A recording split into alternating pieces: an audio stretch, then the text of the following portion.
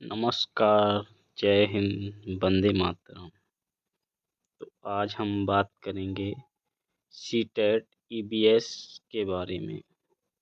Full content और कई parts में हम वीडियो बनाएंगे जिससे कि वीडियो लंबी ना हो और फुल जितना भी पर्यावरण का है उसका पूरा हम कराने की कोशिश करेंगे।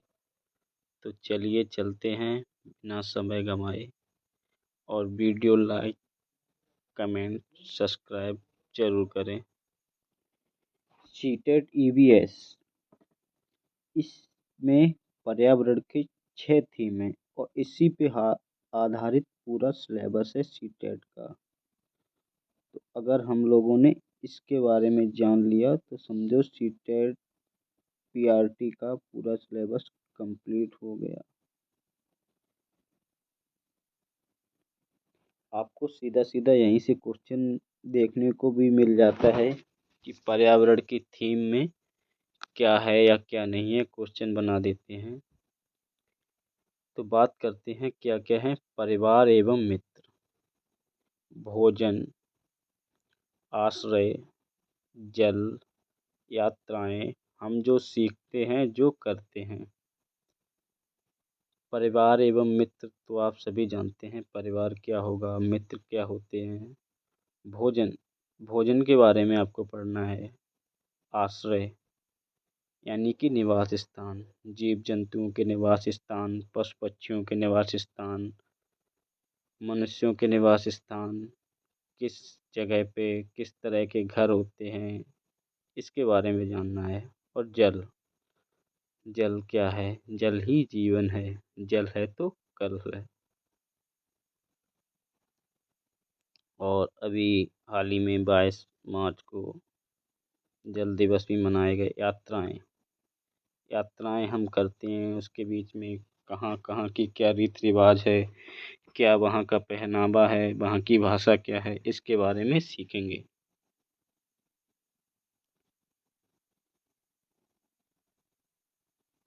मैकावर तथा पेज के अनुसार परिवार उस समूह को कहते हैं जो यौन संबंधों पर आधारित है तथा इतना छोटा और शक्तिशाली है कि संतान के जन्म और पालन पोषण की व्यवस्था करने की क्षमता रखता है। मैकावर तथा पेज के अनुसार परिवार उस समूह को कहते हैं जो यौन संबंधों पर आधारित है, छोटा और शक्तिशाली है कि संतान के जन्म और पालन पोषण की व्यवस्था करने की क्षमता रखता है, तो उसे परिवार कहते हैं। क्लेयर के अनुसार परिवार से तात्पर्य माता पिता और बच्चों के संबंधों के बीच की व्यवस्था से है। क्या है? क्लेयर के अनुसार परिवार से तात्पर्य माता पिता और बच्चों के संबंध की व्यवस्था से। अरस्तु, अरस्तु को आप हर जगह पाएंगे, ये बहुत ही महान वैज्ञानिक थे। मनुष्य एक सामाजिक प्राणी है, इन्होंने ये बताया है। परिवार के कार्य, परिवार के कुछ आवश्यक कार्य भी होते हैं, कुछ अनावश्यक कार्य भी होते हैं। संयुक्त परिवार, संयुक्त परिवार बड़ा परिवार होता है जिसमें दादा दादी, ताऊ ताई, माँ बाप, चाचा चाची, बुआ बुआ, बच्चे, चाचा चाची के बच्चे, माँ बाप के बच्चे यानी कि हम और आप, ताऊ ताई के बच्चे, ये संयुक्त परिवार हो गया। कहें तो इस तरह से भी हम बोल सकते हैं कि जिसमें माँ बाप और उनके बच्चों के अलावा दादा दादी भी होते हैं, उसे संयुक्त परिवार कहते हैं। एकल परिवार, एकल परिवार किसे कहते हैं? एकल मतलब कि एक फैमिली, छोटा परिवार, जैसे कि हमारे माता पिता और उनके बच्चे, तो ये हो गया एकल परिवार। मेरा परिवार मेरी प्रेरणा, सुधा चंद्रन को भरतनाट्यम से प्रसिद्धि प्राप्त है। सुधा चंद्रन किससे हैं? भरत भरतनाट्यम से में एक दुर्घटना के कारण उनका एक पैर काट दिया गया। कृत्रिम पैर की सहायता से नृत्य करके उन्होंने प्रसिद्धि प्राप्त की। सुधा चंद्रन किससे हैं? भरतनाट्यम से। रविंद्र जैन को आंखों से दिखाई नहीं देता था। उन्होंने बहुत ही सारी फिल्में और टीवी कार्यक्रमों में अपना संगीत दिया। उनके अच्छे संगीत के लिए उन्हें पुरस्कार प्रदान किया गया। रविंद्र जैन रविंद्र जैन का संबंध पूछ लिया जा सकता है कि रविंद्र जैन किससे संबंधित थे? भरतनाट्यम से संबंधित थे, टीवी कार्यक्रमों से संबंधित थे, तैराकी से संबंधित थे। इस तरह से ऑप्शन देके आपको पूछ लिया जा सकता है।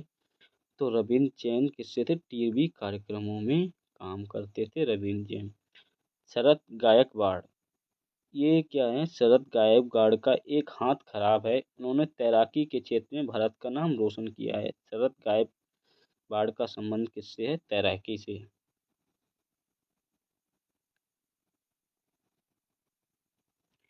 परिवार एवं आनुवंशिकता, आनुवंशिकता यानी कि हेरिडिटी। जीवन का प्रारंभ एक कोष से होता है जिसे संयुक्त कोष कहते हैं। क्या कहते हैं? संयुक्त कोष। यह पितृ कोष एवं मातृ कोष में विभाजित होता है। प्रत्येक कोष में 23 जोड़ी गुणसूत्र होते हैं। कितने गुणसूत्र पाए जाते हैं? 23 जोड़ी। ये तो सभी में पूछ लिया जाता है, छोटा सा क्वेश्चन है, लेकिन ज़्यादातर देखने को। गुणसूत्र आनुवंशिकता के वाहक होते हैं। गुणसूत्र किसके वाहक होते हैं? आनुवंशिकता के। गुणसूत्र से ही हमारी आनुवंशिकता पता चल। चलिए नेक्स्ट टॉपिक पर चलते हैं। भोजन। भोजन क्या है? भोजन हम सभी लोग करते हैं, आवश्यक होता है।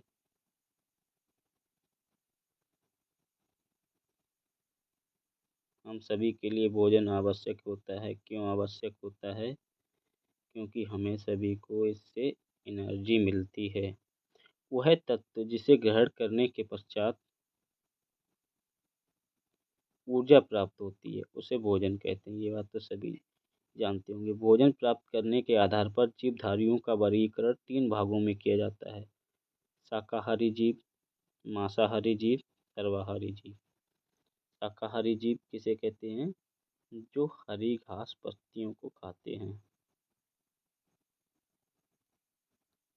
मांसाहारी, जो जीव शाकाहारी जीवों को खा लेते हैं उन्हें मांसाहारी जीव कहते हैं, मांस खाते हैं। सर्वाहारी, जो इन तीनों को भी खा जाएं उन्हें सर्वाहारी। सब कुछ, सभी को।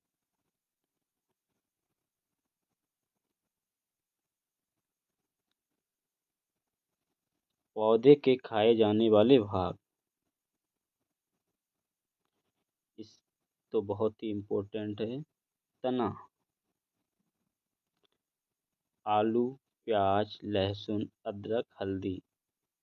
आप सभी से पूछा जाए कि आलू क्या है, तो आलू एक प्रकार का तना है। क्या है? तना। आलू किस में आता है? तना में।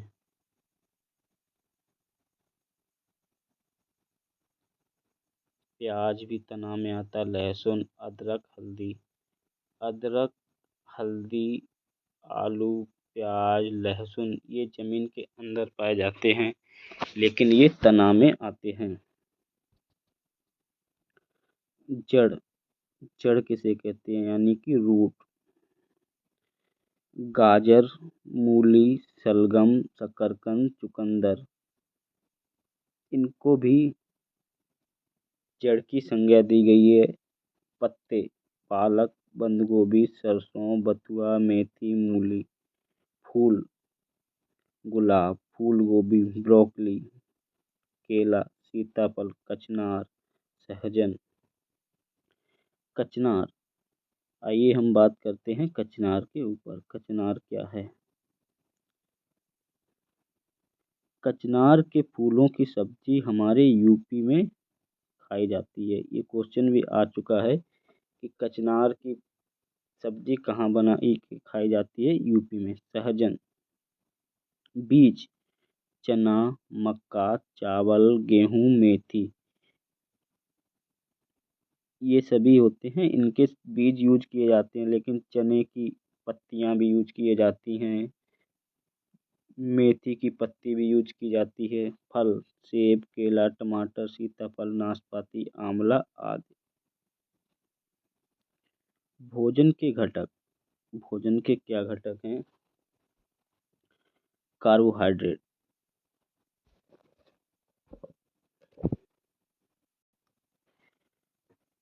भोजन के घटक। भोजन से हमें वे चीज़ें मिलती हैं जो हमारे शरीर को वृद्धि देती हैं, विकास में सहायक होती हैं, और सारे पोषक तत्व उपलब्ध हों तो उससे हमें शरीर में वृद्धि होगी और बीमारी से लड़ने की क्षमता मिलेगी। तो इसी प्रकार से अलग अलग खाद्य पदार्थों से पोषक तत्व मिलते हैं, और कार्बोहाइड्रेट भी एक भोजन का घटक है, पोषक तत्व है। यह हमारे शरीर को ऊर्जा प्रदान करता है। क्या प्रदान करता है? ऊर्जा। यह कार्बनिक पदार्थ है। ये क्या है? कार्बनिक पदार्थ, जिसमें कार्बन, हाइड्रोजन और ऑक्सीजन होते हैं। इसका स्रोत गेहूं, चावल, आलू, मक्का, केला, शकरकंद, गन्ना, ब्रेड, शक्कर आदि में क्या होता है? कार्बोहाइड्रेट।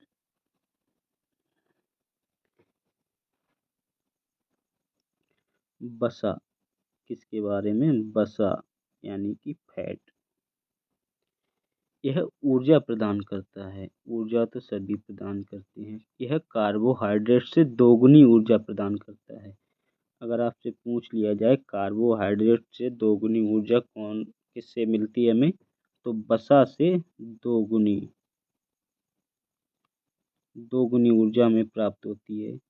यह हमारे शरीर के घात रोगी आवरण प्रदान करता है, अर्थात हमारे अंगों को बाहरी झटकों से बचाता है।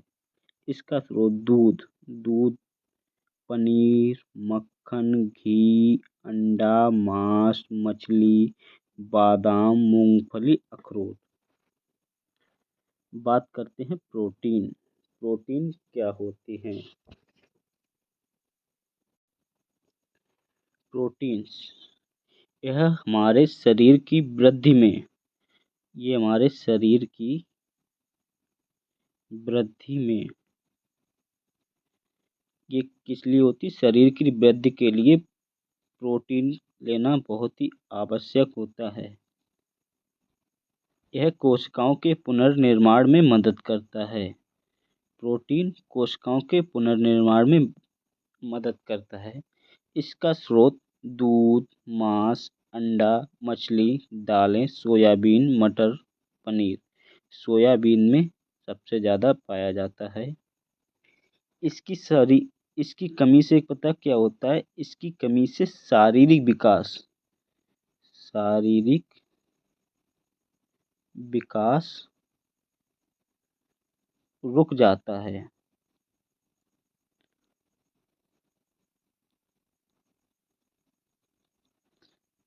प्रोटीन की कमी से क्या होता है? शारीरिक विकास रुक जाता है। अब बात की जाए प्रोटीन, तो प्रोटीन तीन प्रकार की होती है। कितने प्रकार की होती है? तीन।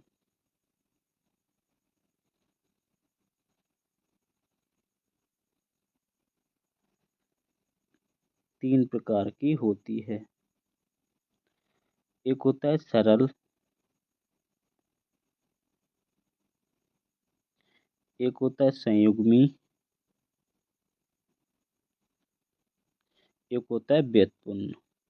व्युत्पन्न।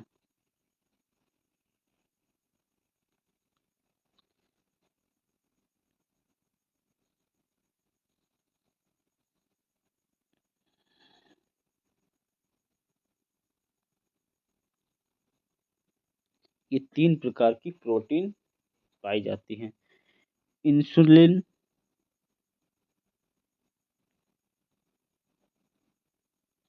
और काइब्रिन, ये दो प्रकार की प्रोटीन किसके अंदर आती हैं? व्युत्पन्न प्रोटीन के अंदर इंसुलिन और काइब्रिन प्रोटीन आती हैं। संयुग्मी हीमोग्लोबिन, ये यहाँ पे लिख देते हैं, हीमोग्लोबिन,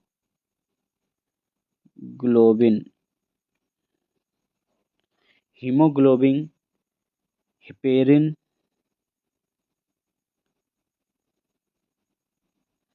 और क्रिएटिन, ये 3 प्रकार की और भी होती हैं। साइटोक्रोम होती है, म्यूसिन होती है, ये संयुग्मी प्रोटीन के अंतर्गत आती हैं। अब बात की जाए सरल प्रोटीन, तो एंजाइम्स जो होते हैं वो सरल प्रोटीन के अंतर्गत आते हैं। हार्मोन्स, ये भी सरल प्रोटीन के अंतर्गत आते हैं। एल्ब्यूमिन, एल्ब्यूमिन,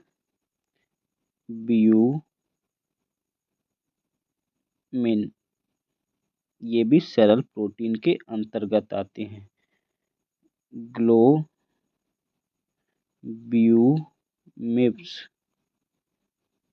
ये भी सरल प्रोटीन के अंतर्गत आते हैं। प्रोटीन, प्रोटीन क्या होते हैं? ये अमीनो अम्ल के बहुलक होते हैं। क्या होते हैं?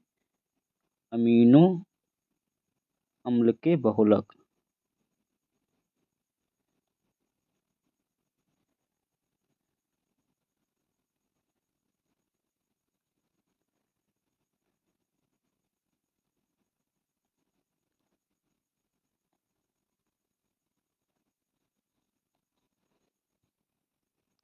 इसमें 20 प्रकार के अमीनो अम्ल पाए जाते हैं। कितने प्रकार के? 20 प्रकार के अमीनो अम्ल प्रोटीन में पाए जाते हैं और ये अमीनो अम्ल के बहुलक होते हैं। ये शरीर की वृद्धि में मदद करते हैं। प्रोटीन में कार्बन, हाइड्रोजन एवं नाइट्रोजन के अणु होते हैं और दूध, मांस, अंडा, मछली, दालें और सोयाबीन में सबसे ज़्यादा प्रोटीन पाया जाता है। इसकी कमी से शारीरिक विकास रुक जाता है। अब बात करेंगे विटामिन के बारे में। विटामिन्स क्या होती हैं? रासायनिक रूप से ये कार्बनिक यौगिक होते हैं। क्या होते हैं? ये भी कार्बनिक यौगिक होते हैं। ये बहुत जरूरी याद रखना है। विटामिन शब्द किसने दिया था? फंक ने। विटा विटामिन शब्द किसने दिया था? फंक ने। कब दिया था? 1911 में। और ये क्या होते हैं? कार्बनिक यौगिक होते हैं। यह रोगों से हमारी रक्षा करते हैं। इसका स्रोत फल, सब्जियां, दूध, अंडा, मछली आदि। और बात की जाए दूध, तो दूध में सभी विटामिन होती हैं लेकिन विटामिन सी दूध में नहीं पाया जाता है।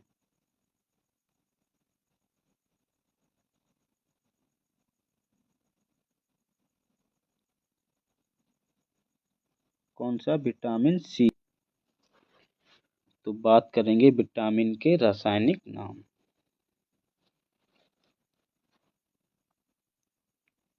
विटामिन ए, विटामिन ए को रेटिनॉल कहते हैं। विटामिन बी 1 को थायमीन। अगर बात की जाए विटामिन्स की, तो हम लोग इस ट्रिक से भी इसे याद कर सकते हैं। रक्त एक टॉफी, रा यानी कि रेटिनॉल यानी कि विटामिन ए, था यानी कि थायमीन विटामिन बी, ए यानी कि एस्कॉर्बिक एसिड यानी कि सी, का कैल्सीफोरेल यानी कि डी, टॉफी यानी कि ई, यहाँ पे टेको फेराल भी होता है। एफ एफ फ्लुक्यूनोन यानी कि ई के, सॉरी, यहाँ पे के होगा, के फोर विटामिन के यानी कि प्रोक्यूनोन। विटामिन ए को रेटिनॉल कहते हैं। विटामिन बी1 को क्या कहते हैं, thymine. Vitamin B12 riboflavin. Vitamin B3 niacin. Vitamin B5 pantothenic acid. Vitamin B6 pyridoxine. Vitamin बी7 biotin. Vitamin बी9 folate या फोलिक एसिड। बी9 को क्या कहते हैं, फोलेट या फोलिक एसिड। विटामिन बी12 इसको याद रखेंगे, साइकोबालामिन, यानी कि इस विटामिन में क्या पाया जाता है, कोबाल्ट। इसके नाम में लिखा है विटामिन बी12 में पाया जाता है।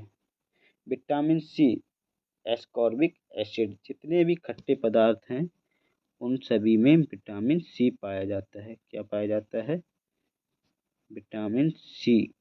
और दूध में विटामिन सी नहीं पाया जाता है, खट्टे।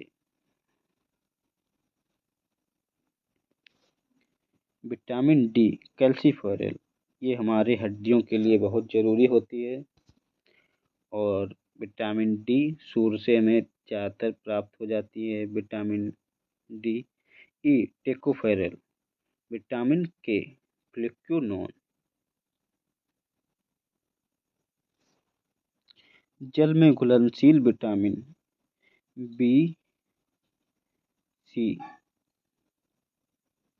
जल में घुलनशील। वसा में घुलनशील ए डी ई के, इसको इधर से पढ़िए और के को का कर दीजिए। विटामिन ई को इस तरह से लिख दीजिए मात्रा लगा के इसकी, और डी को डा कर दीजिए और ए को आ कर दीजिए, यानी कि कीड़ा। वसा में क्या पड़ गया, कीड़ा। तो यानी कि विटामिन के, vitamin E, vitamin D, vitamin A, ये किस में घुलनशील होते हैं, वसा में। और जल में कौन से होते हैं, बी सी।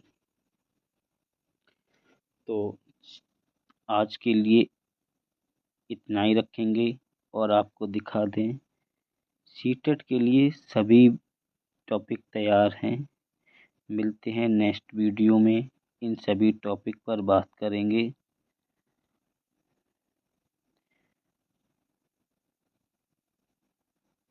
कबूतर और गौरैया के बारे में बात करेंगे, फाख्ता के बारे में बात करेंगे,